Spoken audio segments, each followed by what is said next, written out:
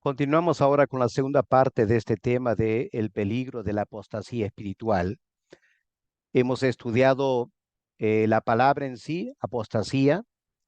Hemos visto que las personas que cometen apostasía son aquellos que alguna vez han mostrado fe en Cristo, han participado en la iglesia.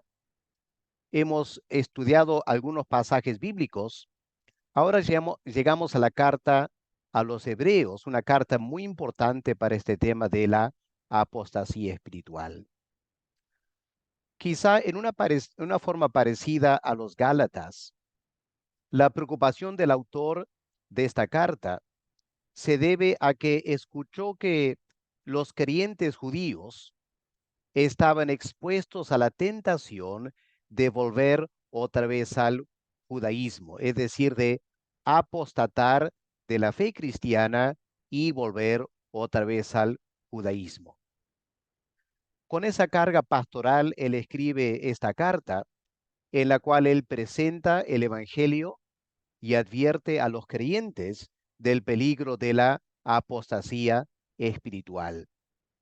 En capítulo 2, los primeros 3 versículos, el autor presenta la primera de varias exhortaciones en esta carta a que se cuiden en la salvación para evitar caer en la trampa de la apostasía espiritual. Escuchemos lo que dice el autor. Por tanto, debemos prestar mucha mayor atención a lo que hemos oído. No sea que nos desviemos. Ya, la idea es, no sea que nos apartamos del evangelio cometiendo apostasía espiritual.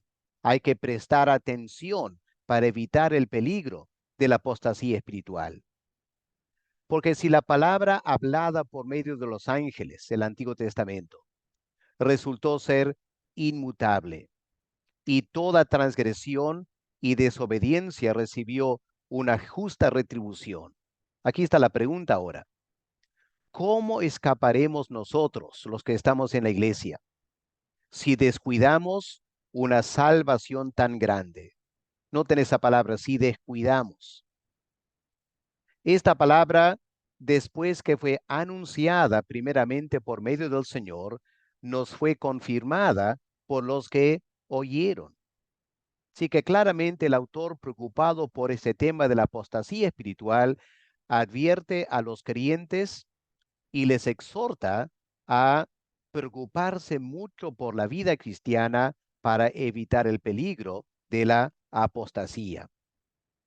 Si vamos al capítulo 3 de Hebreos, continuamos escuchando las exhortaciones del autor de esta carta.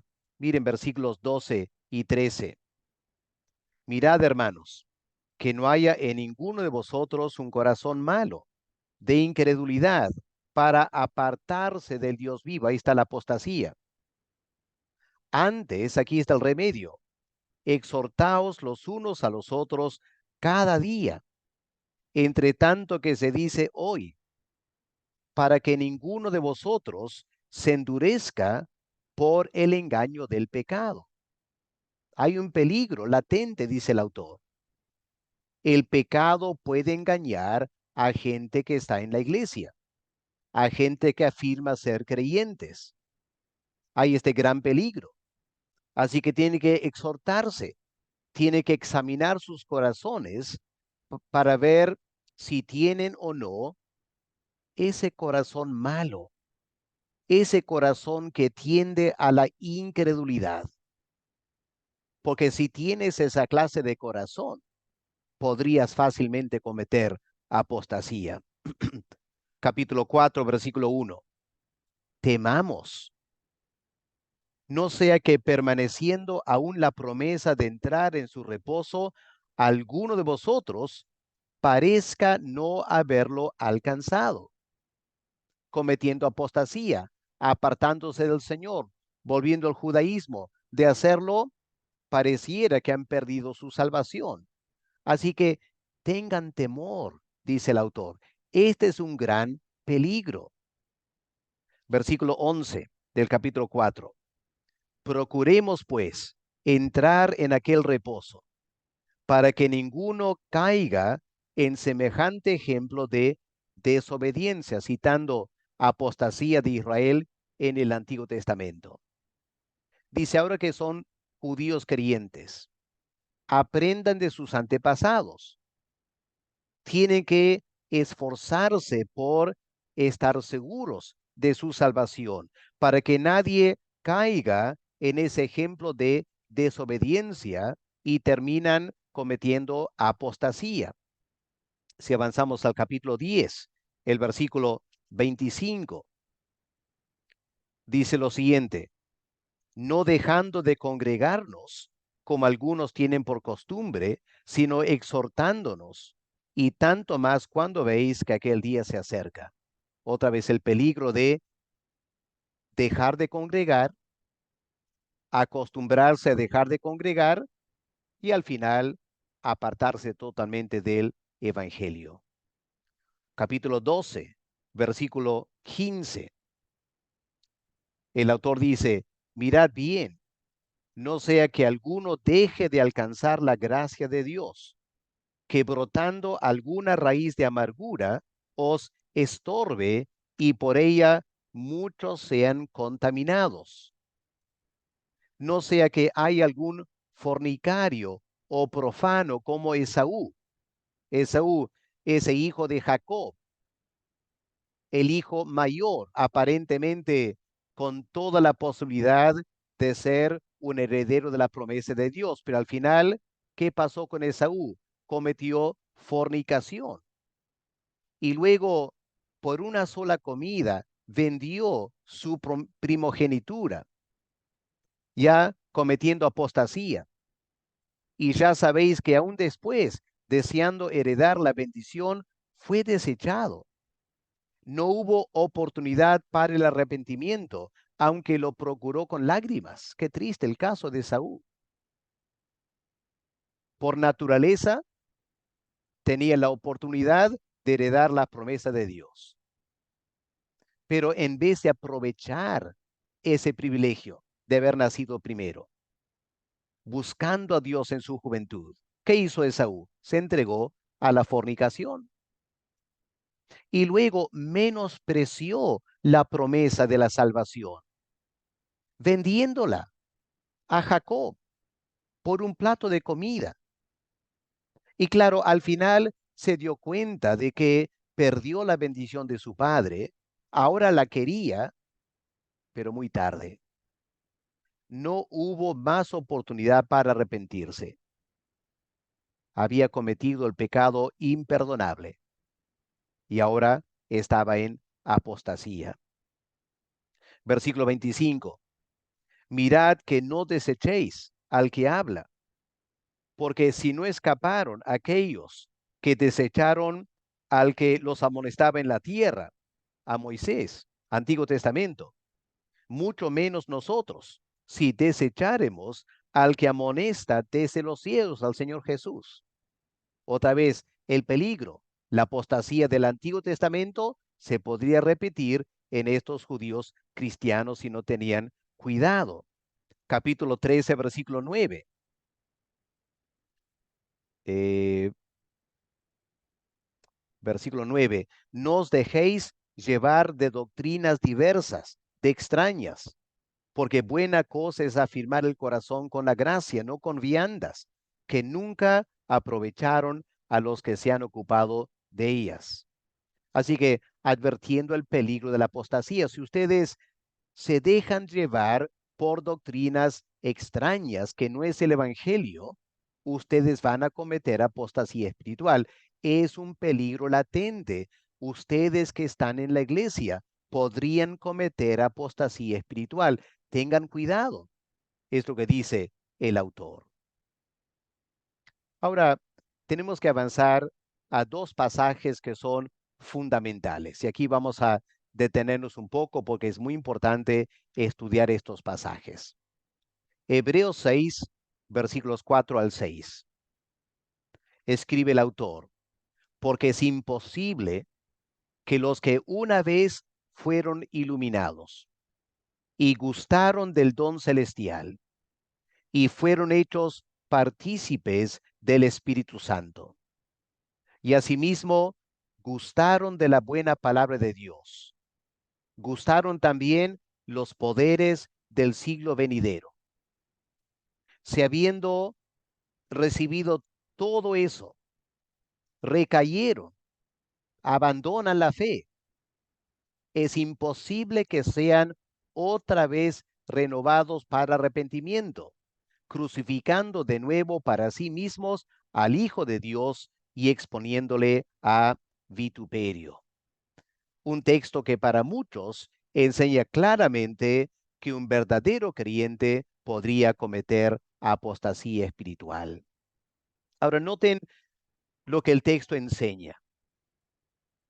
Habla de ciertas experiencias espirituales. Es innegable. En primer lugar, la experiencia de ser iluminados. En alguna manera, sus ojos fueron iluminados para entender el Evangelio. Además, gustaron del don celestial. Fíjense, fueron hechos partícipes del Espíritu Santo. Gustaron también la buena palabra de Dios. No solo la escucharon, sino que la gustaron. Y también gustaron, es decir, experimentaron los poderes del siglo venidero. Ahora, ¿qué hacemos frente a todas estas experiencias espirituales? Porque el autor dice, es imposible que una persona que experimente todo eso, si comete apostasía espiritual, jamás podrá ser salvo. Porque luego describe esta apostasía, ¿no es cierto? Recayeron. Y el autor es claro, es imposible para estos cristianos que sean otra vez renovados para arrepentimiento. Así que no solo está enseñando el peligro de la apostasía, está diciendo, una vez que cometas esa apostasía, va a ser imposible que seas renovado otra vez. ¿Por qué? Porque estarían crucificando de nuevo para sí mismos al Hijo de Dios y de esta manera exponiéndole a vituperio. Ahora tenemos que analizar estas palabras, obviamente. En primer lugar, seamos honestos. Si estas palabras describen la experiencia de alguien escogido por Dios para la salvación, predestinado a la salvación, que nació de nuevo por el Espíritu Santo y al final decidió apartarse de Dios, estaríamos obviamente negando todo lo que enseñamos en la clase anterior de la doctrina de la perseverancia de los santos. Y estaríamos anulando toda esa enseñanza que hemos compartido acerca de lo que la Biblia dice de la perseverancia de los santos. Lo que estaríamos diciendo, si estos versículos en Hebreos 6 describen a un creyente predestinado, elegido y que ha nacido de nuevo y que al final comete apostasía espiritual, lo que estamos diciendo es lo siguiente: que Dios se propuso salvar a esta persona y al final la persona decidió no ser salva. Y por lo tanto el plan y el propósito de Dios fracasó. Ahora pensemos un momento. Si eso fuera posible, y hay que reconocer que muchos creyentes piensan que es posible, afirman la salvación se puede perder. ¿A qué conclusión llegamos? A que Dios no controla la historia.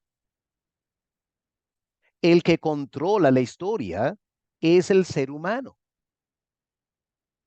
Porque si el ser humano puede resistir el decreto de Dios en cuanto a la salvación, se supone que puede rechazar cualquier decreto de Dios, toda la providencia divina. Y al final, Dios corre el peligro de que el ser humano decida actuar en tal manera que los planes y propósitos de Dios no se cumplan. Ahora, eso es muy serio. En realidad, lo que estaríamos diciendo es lo siguiente. Dios puede ser omnisciente, pero ya no es omnipotente. Es decir, Dios puede saber de antemano quiénes serán salvos o no, pero Dios tiene sus manos atadas. Él no puede controlar quiénes serán salvos, porque el control de eso está en las manos de el hombre, no de Dios. Obviamente, si eso es cierto, entonces Dios no puede controlar la salvación. Lo único que Dios puede hacer es saber de antemano cómo serán las decisiones humanas y por lo tanto Dios pierde el control de la historia y es el ser humano que toma las riendas y controla la historia. Ahora, uno de los famosos padres de la iglesia, Orígenes, él afirmó esto y estudiando el tema con profundidad llegó a la conclusión interesante que Satanás podría ser salvo al final, porque Dios no controla las acciones de los seres humanos en el asunto de la salvación y por lo tanto se supone Dios tampoco controla a los demonios. ¿Qué tal si un día Satanás decida arrepentirse? ¿Será que él también será salvo al final? Lo menciono para que veamos el peligro, las consecuencias de afirmar que Dios, por un lado, podría escoger para la salvación y al final él no puede lograrlo. O pongamos de esta manera, que Dios no escoge a nadie a la salvación. Dios simplemente decide que el ser humano escoja los que quieren ser salvos. Dios pierde control, ¿no es cierto? Él pierde control de la salvación. Él no puede conducir a alguien a la salvación porque la salvación depende del ser humano. Yo planteo que eso es muy peligroso para muchos aspectos de la doctrina. Por eso algunos creyentes ofrecen una alternativa y es la siguiente.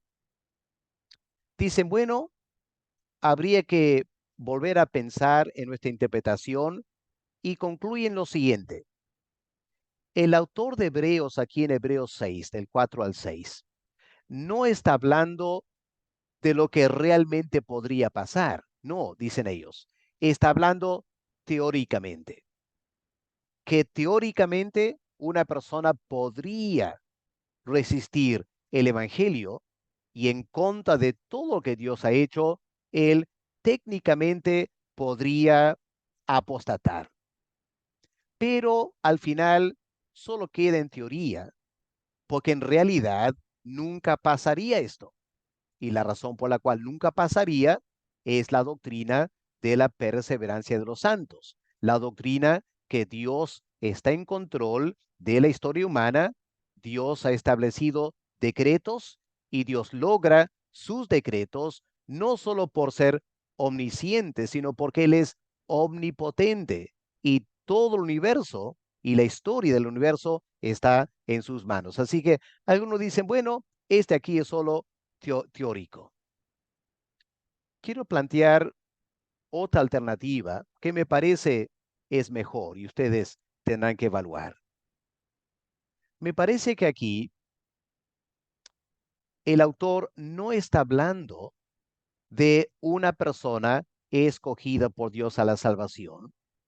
Está simplemente describiendo la experiencia de personas en la iglesia que han tenido una experiencia similar a la de Judas Iscariote. Pensemos un momento en este personaje, Judas Iscariote.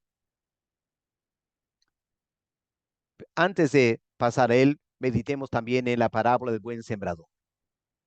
Estas palabras, me parece, la podemos aplicar a la parábola del sembrador.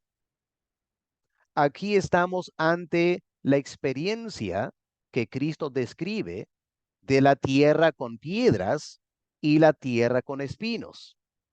Recuerden lo que dice la parábola. La buena semilla es sembrada.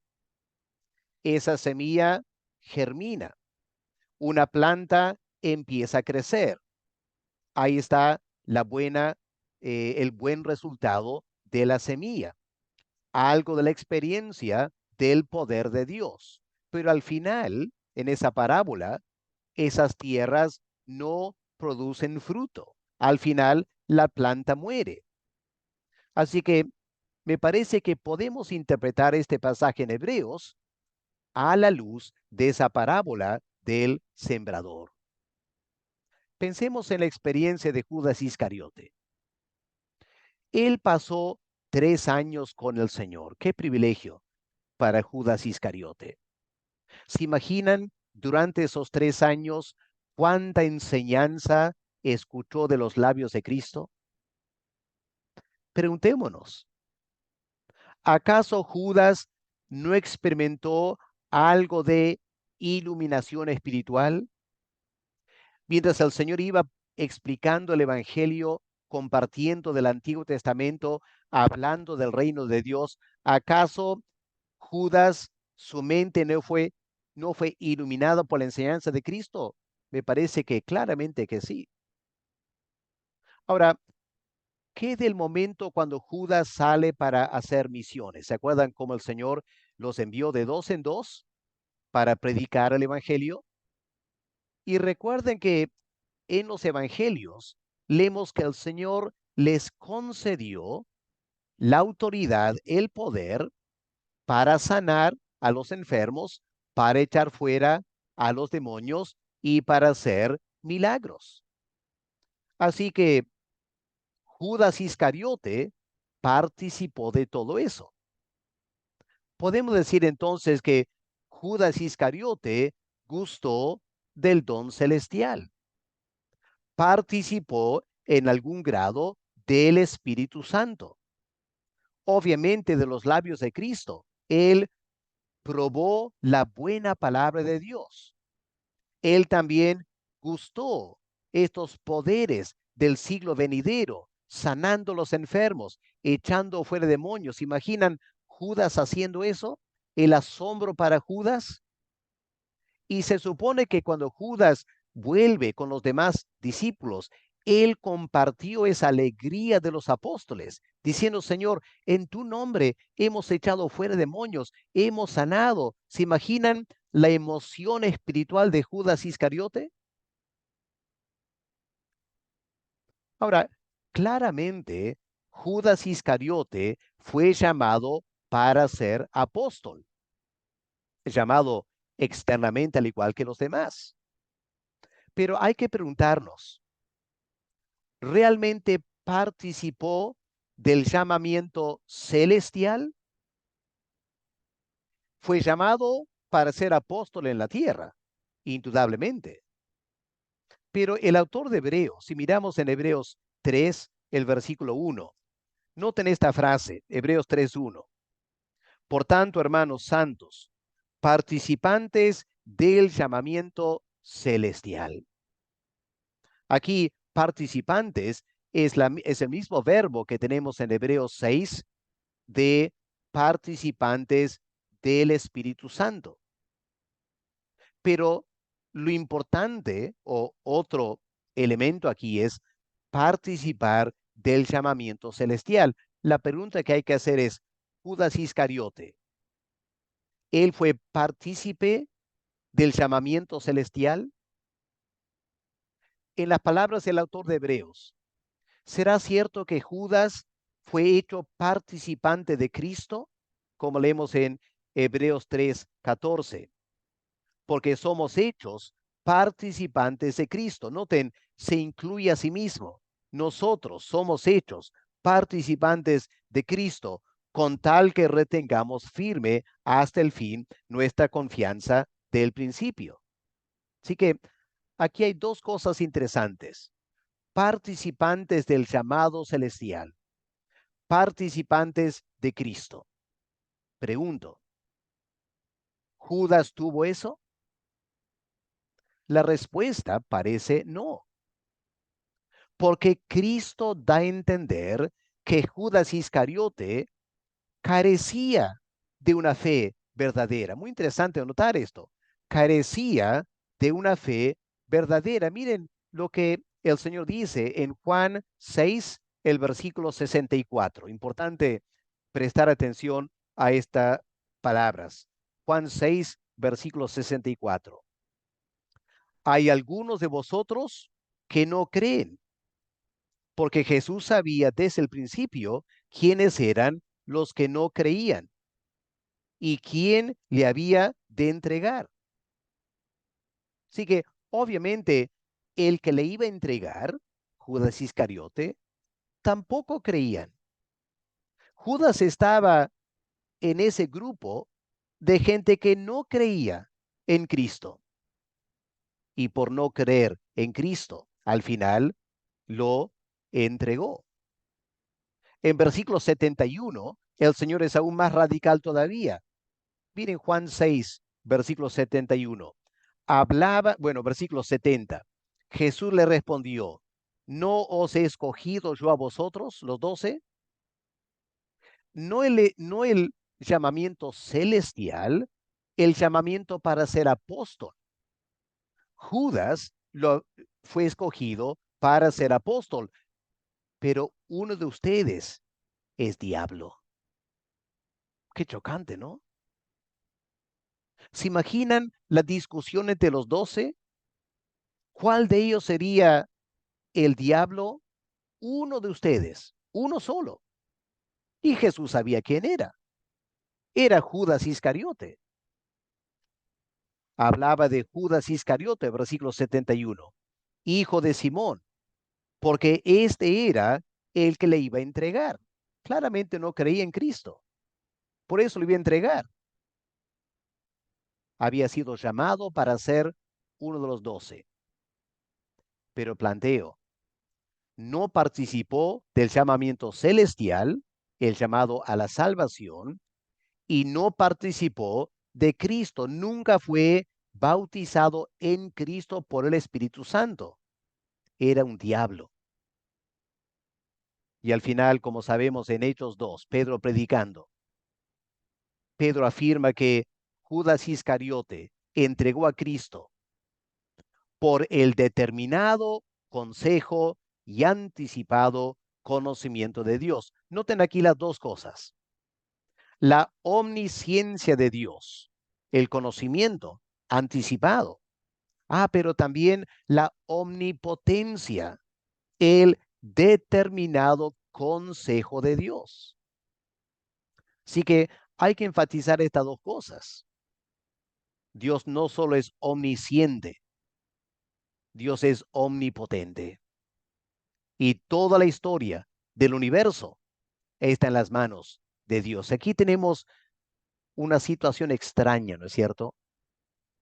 El Señor Jesús llama a ser apóstol a un diablo.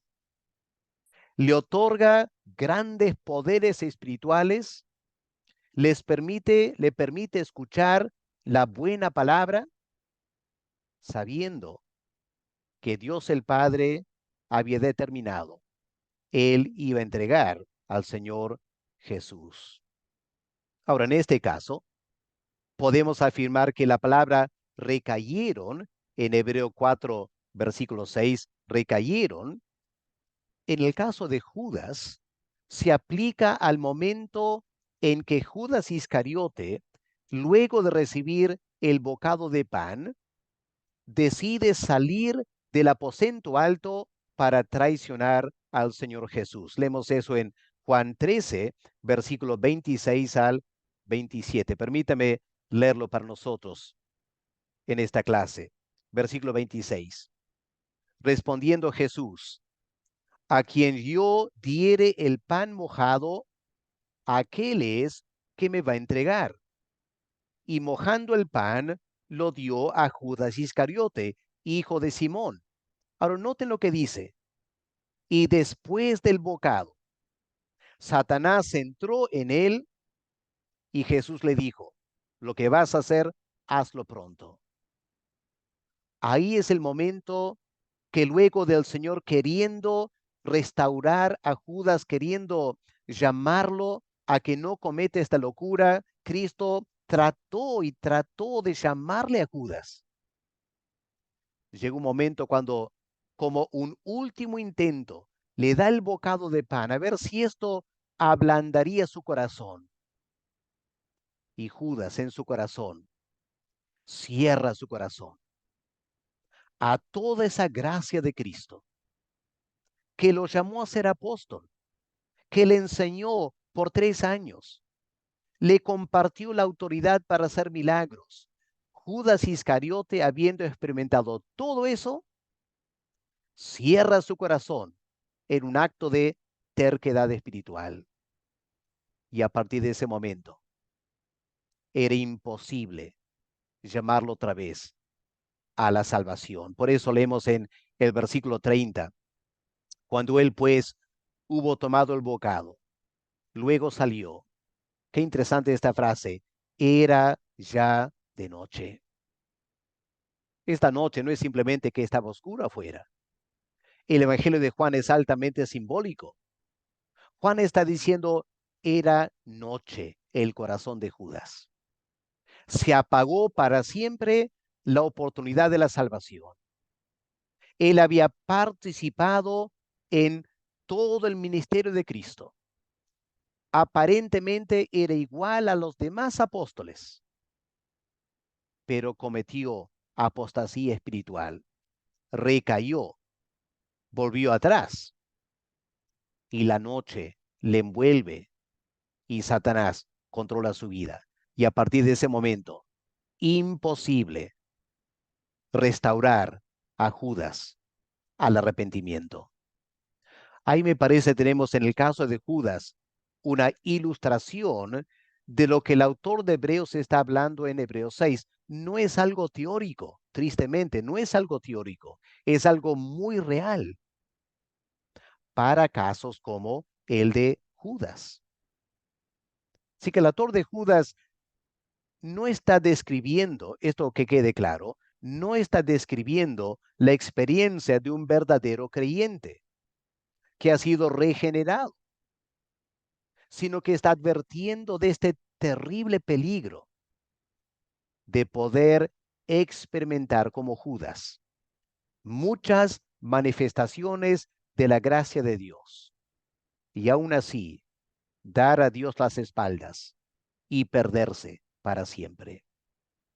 Yo estoy seguro que en nuestras iglesias hay mucha gente que cuando escucharon el Evangelio alegró su corazón, sus mentes en alguna manera iluminados, sintieron algo del Espíritu Santo impulsándoles hacia el arrepentimiento, sintieron alguna emoción al pensar en la salvación y la vida eterna, como la parábola del buen sembrador, la plantita creció,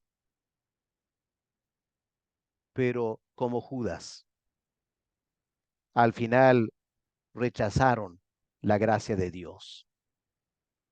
Nunca habían sido llamados a la salvación. Dios permitiendo estos casos para resaltar la gracia de Dios en la salvación de los escogidos y el tremendo cuidado que aún los escogidos tienen que tener. Tenemos que estar muy seguros que no somos como Judas y por eso tenemos que examinarnos. Judas nunca se examinó a sí mismo. Nunca fue honesto consigo mismo. Él tuvo muchas oportunidades para notar la gran diferencia entre él y los 12. No quiso hacerlo. Se entregó al pecado, robaba de la bolsa, resistía la gracia de Dios. Aparentaba ser un gran apóstol, pero al final se apartó, mostrando, como dice Juan, que no todos los que están con nosotros en la iglesia son de nosotros. Judas no era partícipe del llamamiento celestial, no era partícipe de Cristo y al final mostró esa gran diferencia cometiendo apostasía espiritual. El otro pasaje que tenemos que estudiar es Hebreos 10, del 26 al 29, que dice, porque si pecaremos voluntariamente, después de haber recibido el conocimiento de la verdad, ya no queda más sacrificio por los pecados, sino una horrenda expectación de juicio y de hervor de fuego que ha de devorar a los adversarios. El que viola la ley de Moisés por el testimonio de dos o tres testigos muere irremisiblemente.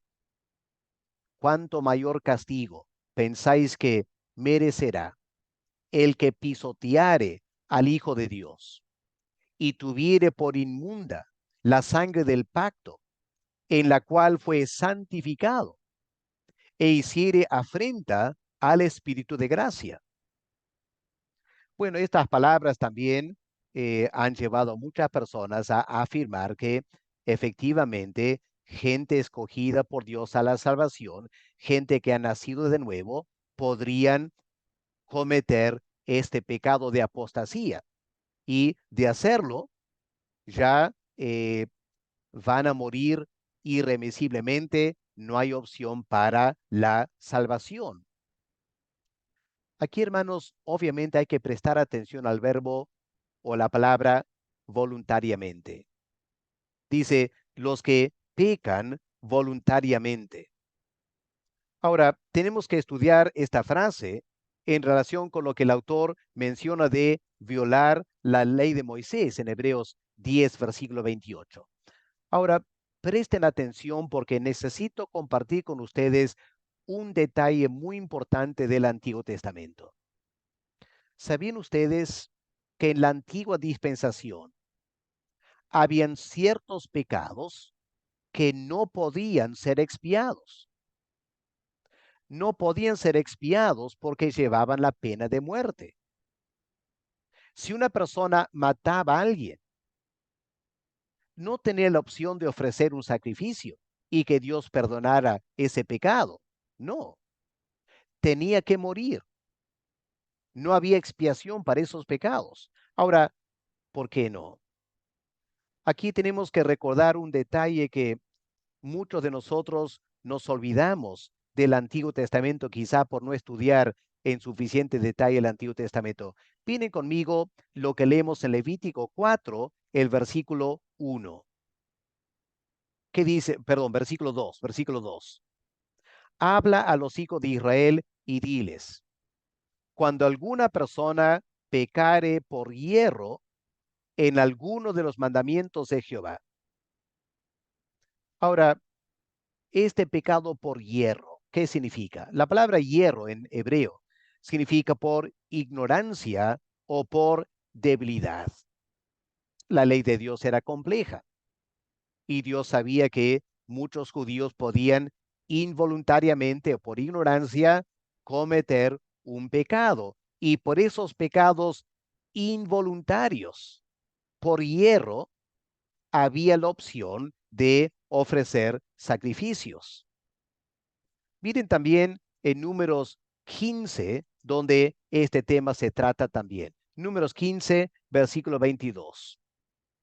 Dice, cuando errareis, ya este pecado de hierro, cuando errareis y no hiciereis todos estos mandamientos que Jehová ha dicho a Moisés, todas las cosas que Jehová os ha mandado por medio de Moisés, desde el día que Jehová lo mandó y en adelante por vuestras edades. Si el pecado fue hecho por hierro, noten cómo Dios enfatiza esto. Si el pecado fue hecho por hierro, con ignorancia de la congregación, toda la congregación ofrecerá un novillo por holocausto en olor grato a Jehová. Aquí está la expiación. Con su ofrenda y su libación conforme a la ley, y un macho cabrío en expiación. y el sacerdote hará expiación por esos pecados de ignorancia, por toda la congregación de los hijos de Israel. Y aquí está la promesa. Les será perdonado. Y enfatizo otra vez, porque hierro es. No es un pecado voluntario, es un pecado involuntario, por ignorancia, por error, por debilidad. Ellos traerán sus ofrendas, ofrenda encendida a Jehová, y sus expiaciones delante de Jehová por sus hierros. Qué interesante cómo Dios lo recalca, ¿no es cierto? Para que entendamos bien Hebreos 10. Dice, y será perdonado a toda la congregación de los hijos de Israel y al extranjero que mora entre ellos, por cuanto es hierro, ignorancia de todo el pueblo. Si una persona, ahora un individuo, pecare por hierro, es lo mismo. Ofrecerá una cabra de un año para expiación. El sacerdote hará expiación por la persona que haya pecado por hierro. Cuando pecare por hierro, casi al cansancio, ¿no es cierto?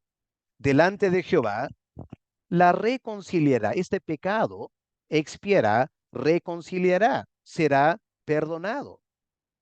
Esto para todos, el nacido entre los hijos de Israel y el extranjero, que habitare entre ellos. Una misma ley tendréis para el que hiciere algo por hierro.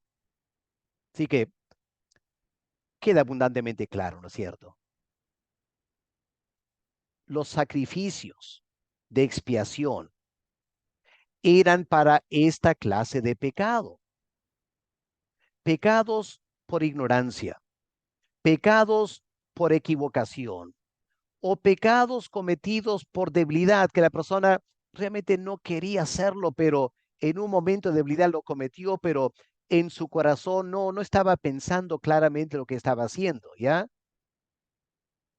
Pero si una persona pecaba de otra manera, el trato era muy diferente.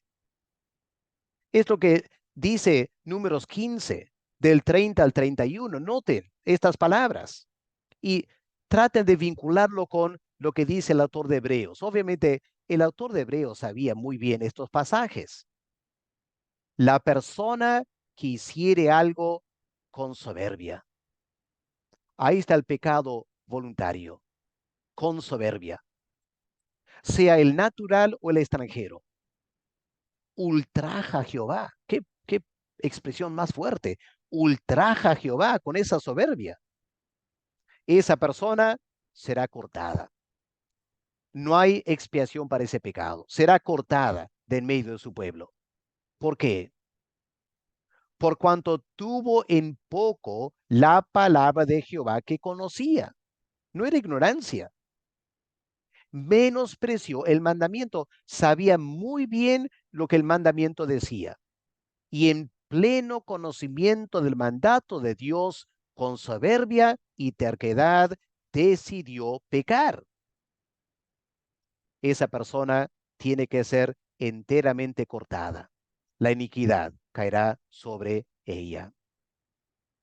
Ahora, me parece, hermanos, que el autor de Hebreos tiene este pasaje en mente cuando escribe Hebreos 10.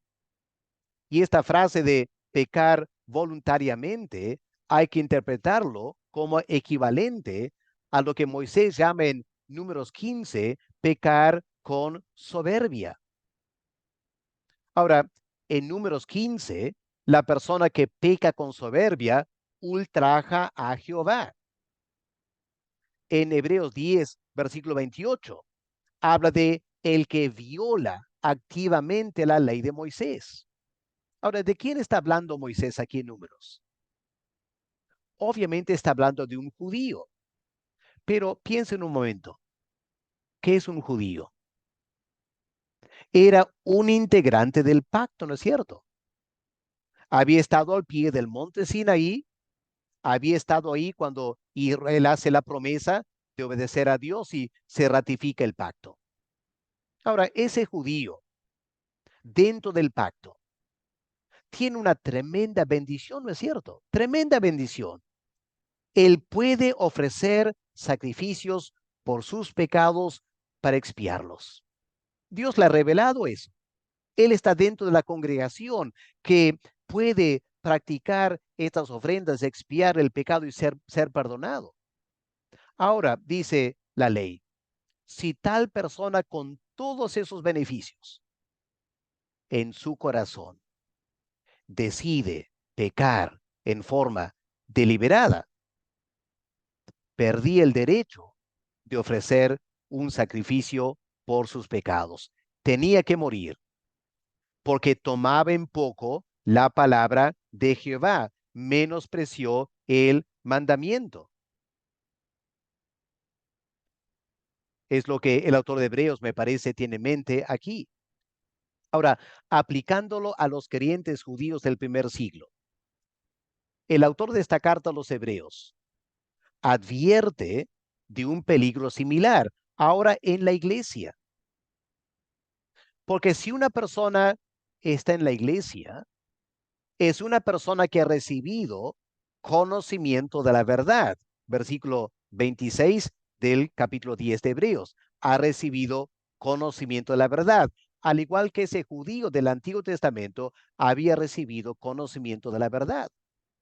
Ahora, si en la iglesia esa persona decide dar las espaldas al mensaje de salvación, decide pecar abiertamente contra Dios y no le da importancia, lo hace a propósito. ¿Qué advierte el autor? Ya no queda más sacrificio por los pecados, al igual que Israel, el Antiguo Testamento. Ya no hay pecado no hay perdón, no hay sacrificios para pecado por soberbia. Y aquí dice el autor, no hay sacrificio para pecados voluntarios. Lo que queda es el juicio eterno. Tal es el castigo para una persona que, al igual que el Antiguo Testamento, ultraja a Jehová, en el Nuevo Testamento pisoteare al Hijo de Dios y tuviera por inmunda la sangre del pacto. En el caso del Antiguo Testamento, la persona que pecaba por soberbia estaba menospreciando la sangre que selló el pacto entre Dios e Israel. Eso era algo muy serio. En el Nuevo Testamento es muchísimo más serio, porque la sangre del pacto que rige en la iglesia no es la sangre de un animal, es la sangre del eterno Hijo de Dios. Y la persona que decide adrede pecar y quiere volver al mundo, está pisoteando al Hijo de Dios y está tratando como inmunda la sangre del pacto eterno. Esa persona no será salva, comete apostasía y no hay salvación para esa persona. Ahora, algunos son rápidos en comentar que en versículo 29 está esta palabra santificado. Versículo 29. Al final dice, tiene por inmunda la sangre del pacto en la cual fue santificado. Y el argumento es, si esta persona ha sido santificada, se supone que también ha sido justificada y por lo tanto es salvo. Pero aquí quiero traer a la mente el uso de esta palabra en 1 Corintios, el capítulo 7 y el versículo 14. Miremos 1 Corintios 7, versículo 14, bajo el principio de que la misma Biblia se interpreta a sí misma. Queremos saber lo que un pasaje significa, busquemos otro pasaje donde hay algo que nos va a ayudar a entender. Miren, en 1 Corintios 7, versículo 14, ¿qué dice aquí? Hablando de una situación en la cual hay una pareja inconversos, la mujer se ha convertido y ahora está haciendo la pregunta, Pablo, yo me he convertido, mi esposo no es convertido, parece que un yugo desigual, mejor me separo de él. ¿Qué dice Pablo? No lo hagas. Versículo 13. Si una mujer tiene marido que no sea creyente, él consiente en vivir con ella. no la abandone. Ahora, noten estas palabras. Porque el marido incrédulo es santificado en la mujer. Ahora, ¿qué significa eso? Es santificado en la mujer. Claramente no puede tener el sentido de salva, ¿ya? Salvo. Un hombre no es salvo eternamente solo porque está casado con una mujer cristiana. No, aquí en 1 Corintios 7:14, el verbo santificar no tiene el sentido de salvar, sino simplemente de apartar o separar, porque esa mujer se ha convertido. El hombre inconverso ahora está en otra categoría, está en otra situación muy diferente, porque ahora su esposa es creyente y él ahora como esposo ha sido apartado por Dios para cuidar a la esposa que es creyente, apartado por Dios para cuidar a los hijos de esa mujer creyente. No ha sido salvo, ha sido simplemente apartado. Y hermanos, si pensamos en el Antiguo Testamento, ese judío de Números 35 que peca con soberbia, ¿acaso él no era también santificado? El momento que la sangre del animal fue sacrificado para ratificar el pacto en Éxodo 24. A partir de ese momento, todo Israel, incluyendo ese judío que luego peca por soberbia, todo Israel ha sido separado del mundo para pertenecer a Dios. A partir de ese momento, todo judío, todo integrante del pueblo de Israel, ahora tienen una gran responsabilidad. Han entrado colectivamente en un pacto. Han prometido guardar el mandamiento de Dios. Se les ha dicho, ustedes son mi especial tesoro, los he separado de toda la tierra. Ahora, esos judíos, quiero que mediten en esto, piensen en este pensamiento. ¿Cuántos judíos murieron en el desierto, yendo a la tierra prometida, por cometer los mismos pecados que habían cometido en Egipto? Los mismos pecados. Pero antes en Egipto no murieron. Por ejemplo, en Egipto sabemos que muchos hijos de Israel cometían idolatría y Dios no los castigaba, no morían, no había una orden en Egipto que todo judío que practicaba la idolatría tenía que ser ejecutado. No había esa ley. Y judíos practicaban la idolatría y seguían vivos. Pero una vez que el pacto se ratifica, esos mismos judíos cometieron idolatría y murieron irremisiblemente, porque ahora eran santificados. Por el pacto habían sido separados, habían aceptado ese pacto y ahora pecar con soberbia implicaba una sanción mucho más fuerte. Y ese es el caso de toda persona que escuche el Evangelio. Después de escuchar el Evangelio, tiene mayor responsabilidad delante de Dios. ¿Por qué? Porque ahora ha entendido más que antes. Y ahora que congrega en la iglesia y se llama evangélico, quizá hasta ha sido bautizado, quizá está trabajando en la iglesia, esa persona santificada, separada, ya no puede decir que no conoce el evangelio. Ahora, si esa persona voluntariamente decide un día levantarse de la iglesia y retirarse para vivir en pecado, esa persona, dice el autor de Hebreos, pierde toda esperanza y derecho de la salvación. Al igual que el pecado de soberbia en Números 35, Ahora, dice el autor de Hebreos, lo único que le espera a esa persona que comete esa clase de pecado es una horrenda expectación de juicio y de hervor de fuego que ha de devorar a los adversarios. Y hermanos, ¿se acuerda el caso de los 250 líderes en Números capítulo 16? Aquí tenemos un ejemplo de personas que pecaron con soberbia delante de Dios. Miren Números 16 para ver qué pasó.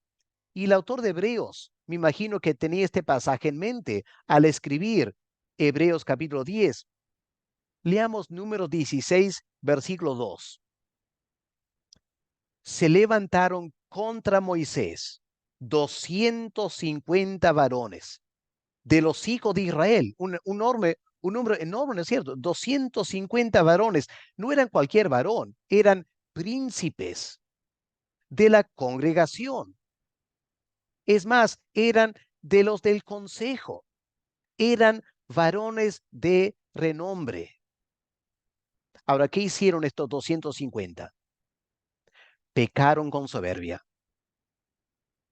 Ellos sabían que las únicas personas que podían ofrecer el incienso eran los sacerdotes. Estos hombres no eran sacerdotes, pero querían ofrecer incienso. Se jactaban de ser gente muy importante, gente muy especial. Insistieron tercamente en ir en contra de la ley de Dios con soberbia, insistieron en ofrecer incienso. Ahora, ¿qué pasó con ellos? Miren versículo 35. Leemos aquí, también salió fuego de delante de Jehová y consumió a los 250 hombres que ofrecían el incienso. Aquí está el pecado de soberbia, un pecado que no tiene expiación. No era un pecado de hierro. Estos líderes entendían muy bien, eran hombres del consejo y aún así decidieron ofrecer este incienso, pecar contra Dios. Me parece que es lo que el autor de Hebreos está queriendo que los lectores piensen al leer lo que él escribe aquí, porque en Hebreos 10 usa esta frase, ¿no es cierto? Esta frase que hace un eco de Números 16. Dice, versículo 27, lo que les espera es una horrenda expectación de juicio y de hervor de fuego que ha de devorar a los adversarios. Así que, hermanos, esto es lo que el autor está hablando. No de un creyente que está sirviendo al Señor y que en algún momento dado comete un pecado por debilidad. No, está hablando de gente en la iglesia, pero con esa soberbia, esa terquedad espiritual, decide hacer caso omiso a toda la ley de Dios y decide entregarse al pecado. Comete apostasía espiritual y para él o para ella no hay perdón. Porque, hermanos, volviendo a Hebreos 10, si pecáramos voluntariamente, ¿cuál sería, en el contexto de Hebreos? Piensa un momento, ¿cuál sería este pecado voluntario que conlleva el juicio de Dios? Bueno, apliquemos la regla del contexto. Si miramos los versículos anteriores, no es muy difícil saber a qué pecado se refiere. Miren versículo 23. Hebreos 10:23. Dice, mantengamos firmes sin fluctuar la profesión de nuestra esperanza, porque fiel es el que prometió. Considerémonos unos a otros para estimularlos al amor y a las buenas obras, no dejando de congregarnos, como algunos tienen por costumbre, sino exhortándonos, y tanto más cuando veis que aquel día se acerca, porque si pecáramos voluntariamente, ¿entienden? Es el pecado de no mantener la profesión de fe, versículo 23. Es el pecado de dejar de practicar las buenas obras. Es el pecado de dejar de congregar con los creyentes. Si una persona decide hacer eso, comete apostasía espiritual y no queda otro sacrificio por pecado. Y lo único que le espera es el juicio eterno de Dios. Hermanos, ¿acaso no es este exactamente el pecado que Juan menciona en 1 de Juan, capítulo 2, el versículo 19? Miren sus Biblias. 1 de Juan 2, versículo 19. Salieron de nosotros. Ahí está, dejaron de congregar, dejaron de profesar la fe cristiana, salieron de nosotros, no eran de nosotros. Por eso salieron.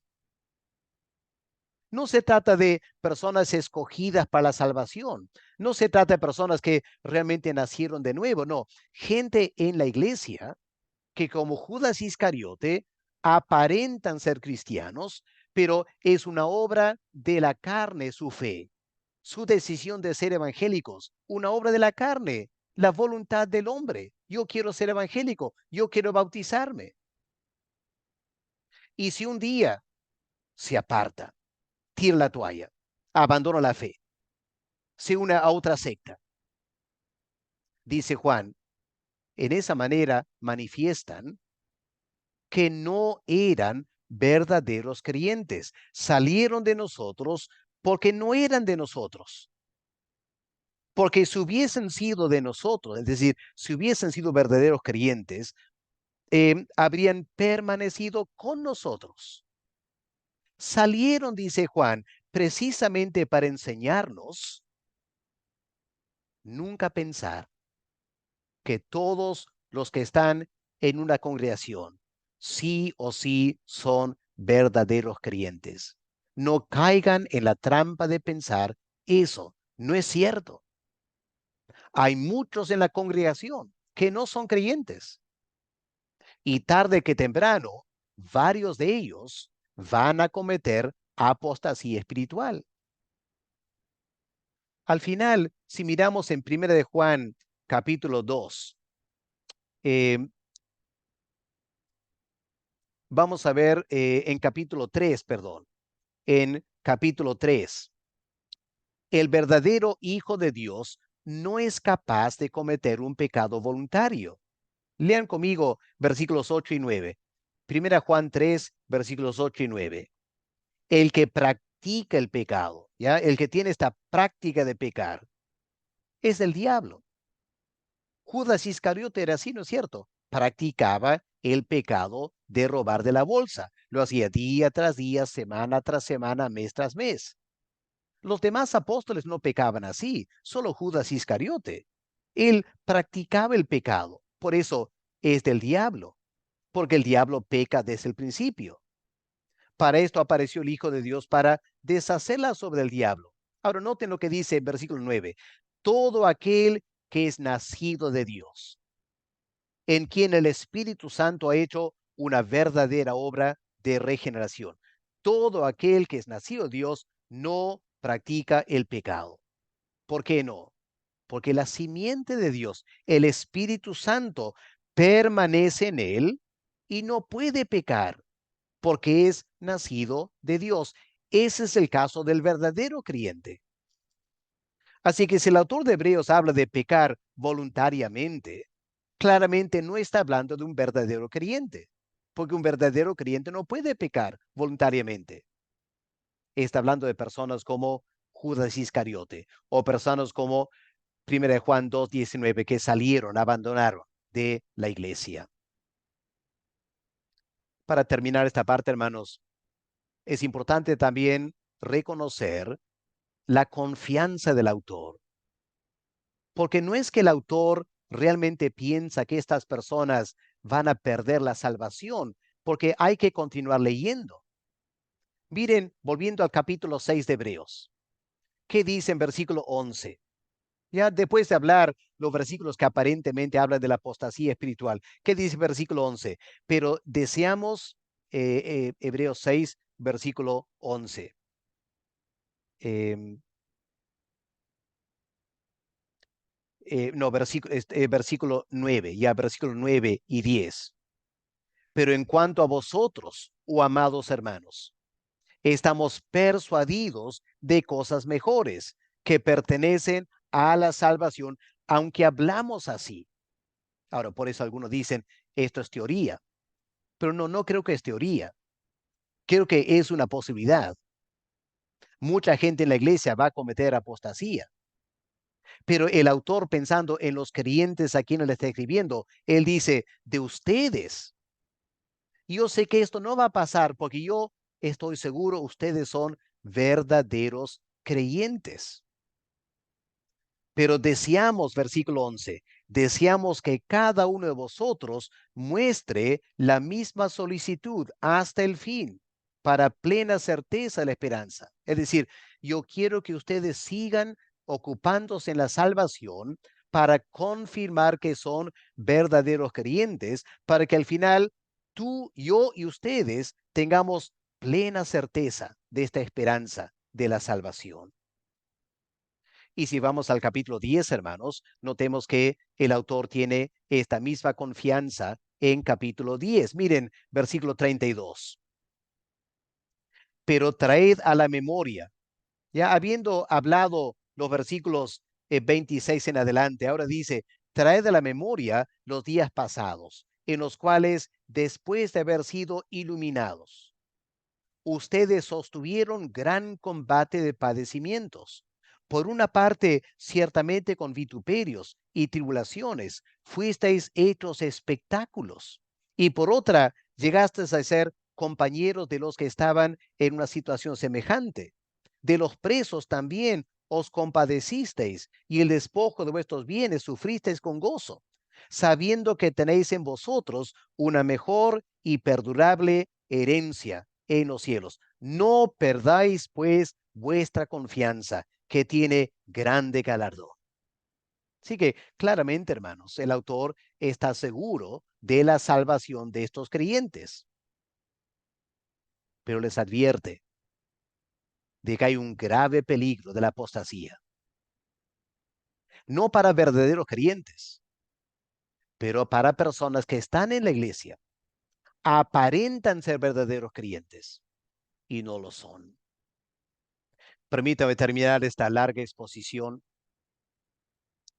El haber escuchado el Evangelio. Quiero que capten esto bien, hermano, para terminar.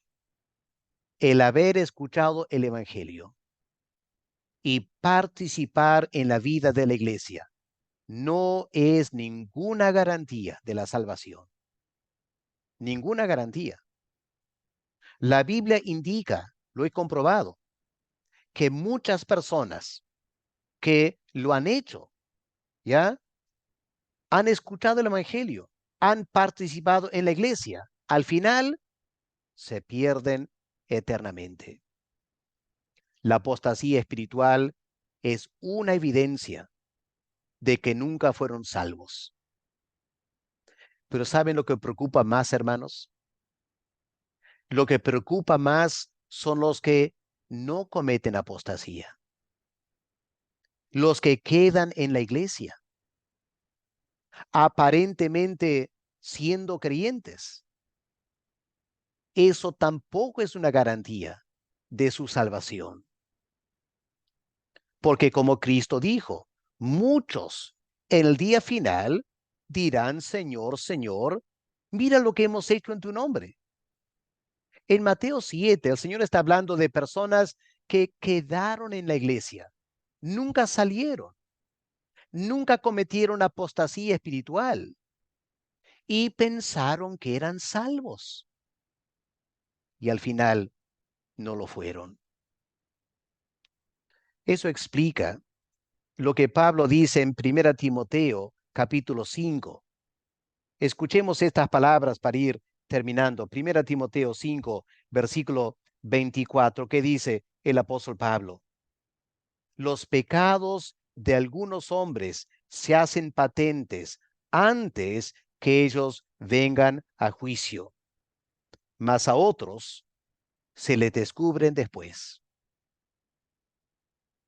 Es decir, Hay algunos, como Judas Iscariote, que su naturaleza pecaminosa, esta vida de pecado, se hace manifiesta de antemano.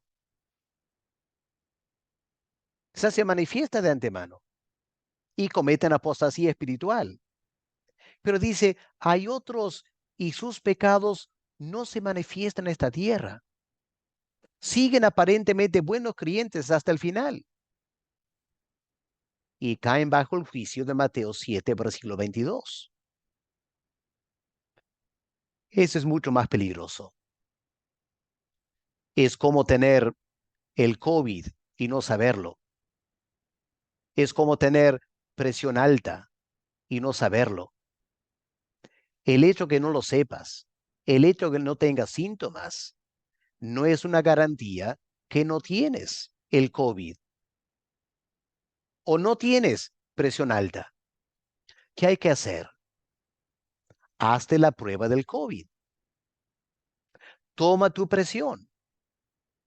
Y como me ha pasado a mí recientemente, pensando que yo estaba muy bien, me tomaron la presión, altísima la presión. Yo ni cuenta me di. Hay que examinarnos para ver si estamos en la fe. Hay que pedir a Dios, examíname y pruébame para ver si estoy en la fe. Pero hermanos, qué lindo saber, el fundamento de la salvación está firme. Segunda Timoteo 2:19, el apóstol Pablo dice, el Señor conoce a los que son suyos. Él sabe. Él sabe quién es trigo, Él sabe quién es cizaña. La cizaña a veces se manifiesta antes de tiempo, cometen apostasía, pero hay cizaña que queda hasta el final y los ángeles tienen que recogerlos para el infierno. Pero aquellos a quien Dios conoce, esas ovejas que conocen al nombre del Señor Jesús, a quien el Señor conoce por nombre, ellos no perecerán jamás. Ahora, nosotros no tenemos ese conocimiento. Por lo tanto, nos compete apartarnos de toda iniquidad.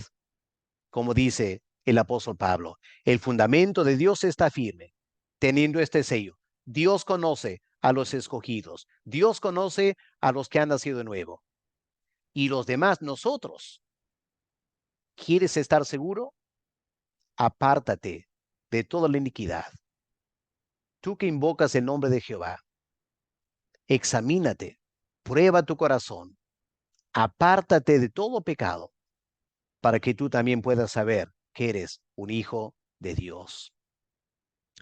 Dos elementos importantes para evitar este peligro de la apostasía espiritual es lo siguiente: reconocer la disciplina de Dios. No tengo tiempo para ampliar ahora, pero pueden leer ustedes Hebreos 12, 5 al 11. Dios, ¿a quién disciplina? A sus hijos, los que son verdaderos hijos de Dios. Él los disciplina. Esa disciplina no es nada grata, pero dice el autor de Hebreos, a la larga produce en el verdadero creyente los frutos apacibles de justicia. Lamentablemente encontramos en la iglesia mucha gente que pasa por tiempos difíciles, se resienten con Dios y se van al mundo. No han soportado las pruebas.